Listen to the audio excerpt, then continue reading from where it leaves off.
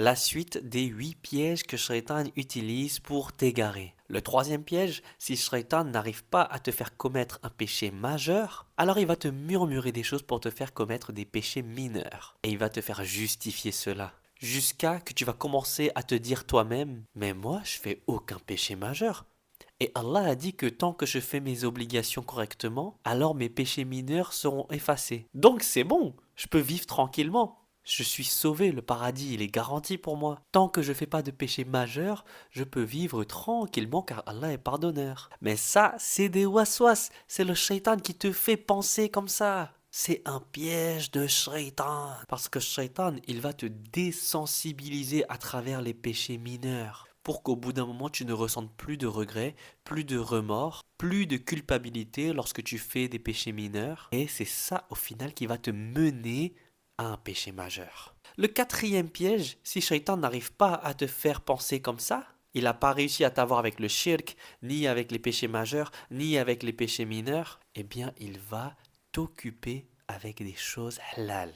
Écoute bien, c'est très important. Shaitan va te murmurer cette pensée jusqu'à que tu commences à croire. Je vis dans le halal. Et mes hobbies, mes passe-temps sont halal aussi. Du coup, je suis tranquille. Mais il faut pas penser comme ça parce que Shaitan il va te piéger dessus jusqu'à que tu commences à passer plus de temps dans tes hobbies qui sont halal, par exemple des jeux vidéo ou même du sport. C'est des choses qui sont permises, qui sont halal, oui. Mais Shaitan, il va te convaincre que parce que c'est halal, alors tu peux passer autant de temps que tu veux dessus. Sauf que le temps que tu as dans cette dunya, dans ta vie, ton temps est limité. Alors n'oublie pas de l'utiliser pour faire des bonnes actions, des actes d'adoration sunnah qui plaisent à Allah Azawajal. Sinon, tu vas passer tout ton temps à faire des choses permises jusqu'à ne pas avoir le temps de faire des actes d'adoration. Et du coup, tu ne feras même pas de prière sunnah, tu prendras même pas le temps de lire ou d'écouter le Coran, tu prendras pas le temps de faire des sadaqas, de faire des do'as, de faire du dhikr, d'utiliser ton temps pour aider les autres, par amour pour Allah. Shaitan va te faire justifier ton comportement parce que c'est halal, pour que tu te divertisses dans le halal jusqu'à que tu n'aies plus de temps pour Allah Azawajal. Et au final, les gens, ils tombent dans l'addiction, ils tombent dans l'obsession. Et au final, ils passent toute leur nuit à jouer, et quand c'est l'heure de Fajr pour se réveiller pour prier, eh ben, ils ratent la prière. Et c'est comme ça que Shaitan nous attaque, étape par étape. Shaitan, il va même te faire justifier d'avoir une obsession pour ton travail, jusqu'à que tu mettes ton travail et ton salaire au-dessus de tout, alors que normalement, c'est Allah qui doit être au-dessus de tout. Et si cela ne marche pas non plus, Shaitan va passer au cinquième piège. Et là, c'est très subtil parce que Shaitan, il va essayer de t'occuper avec des bonnes actions mineures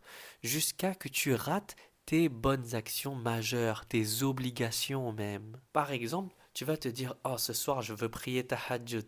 Et tu vas rester éveillé toute la nuit et tu vas dire, bah vas-y, vaut mieux que je joue à des jeux vidéo ou que je m'occupe pour qu'ensuite je puisse prier tahajjud et juste après je prie Fajr. Et oui, tahajjud c'est magnifique, c'est une sunna magnifique. Sauf que lorsque Fajr va arriver, tu vas commencer à être un peu fatigué. Et c'est à ce moment-là que Shaitan va t'attaquer. Il va te faire penser, ah, 5 minutes et après c'est Fajr, vas-y, je vais faire une petite sieste. Je pensais pouvoir rester éveillé toute la nuit, mais en fait, je suis trop fatigué. Je vais me reposer et je me réveille dans 5 minutes pour prier Fajr. Et ça, c'est le piège de Shaitan. Parce que tu vas fermer les yeux un peu et attendre Fajr. Et au moment où tu te réveilles, le soleil s'est déjà levé. Tu as raté l'heure de Fajr. Le Shaitan peut te piéger comme ça en te disant, vas-y, je vais rester éveillé toute la nuit. Comme ça, je suis sûr de ne pas rater Fajr. Et au final, tu finis par rater Fajr. Si le Shaitan n'arrive même pas à t'avoir avec ce cinquième piège, Masha'Allah, Allahumma barak. Mais dans ce cas, il va passer au sixième piège. Shaitan va te piéger en te faisant faire des bédas.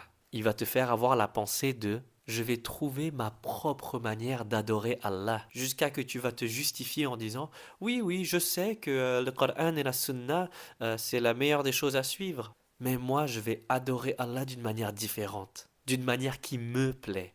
D'une manière où je me sens proche d'Allah, de la manière dont je veux l'adorer. Même si c'est pas dans le Coran et dans la Sunna, ma manière elle est meilleure. Je préfère adorer de ma propre manière. Et ça, c'est une béda. Et Shaitan va t'attaquer sur ça si ta foi elle est pas assez forte. Si tu n'as pas assez de savoir religieux sur ce sujet-là. C'est pour ça qu'au bout d'un moment, il y a plein de sectes. Des gens qui ont pensé que la voix de leurs savants était meilleure que la voix du prophète Mohammed sallallahu alayhi wa sallam. Alors que c'est pas ça ce que Allah nous a dit.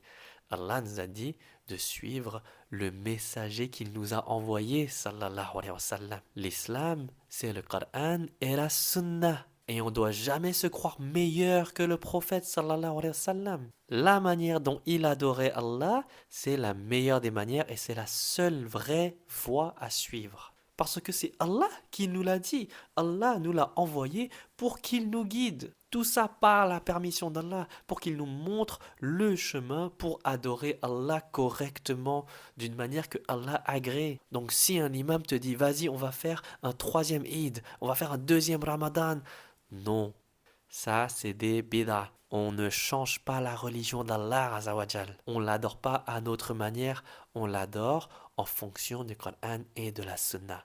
Et si Shaitan n'arrive pas à t'avoir avec ce piège-là, il va passer au septième piège. Écoute bien. Il va te faire passer à l'extrême dans la religion. Tu vas commencer à juger tout le monde, à critiquer tout le monde, à te sentir meilleur que les autres. Tu vas commencer à mépriser les gens en allant dans les réseaux sociaux et en faisant plein de commentaires, pensant que tu es en train de blâmer le blâmable, alors qu'en réalité, tu n'as pas le bon soupçon et tu n'as pas le bon comportement du prophète Mohammed sallallahu alayhi wa sallam. Et tu vas commencer à te dire, ah lui il fait du haram, et lui aussi, oh lui il fait de l'ostentation, et lui, et lui, et lui, et lui. Et au final, tu passes plus de temps à corriger les autres que à te corriger toi-même. Et les gens ils commencent à détester l'islam à cause du mauvais comportement des musulmans, qui ont ce comportement et qui pensent bien faire. Et le huitième piège, c'est le piège final. Il va te faire désespérer de la miséricorde d'Allah et te faire douter et abandonner ta foi.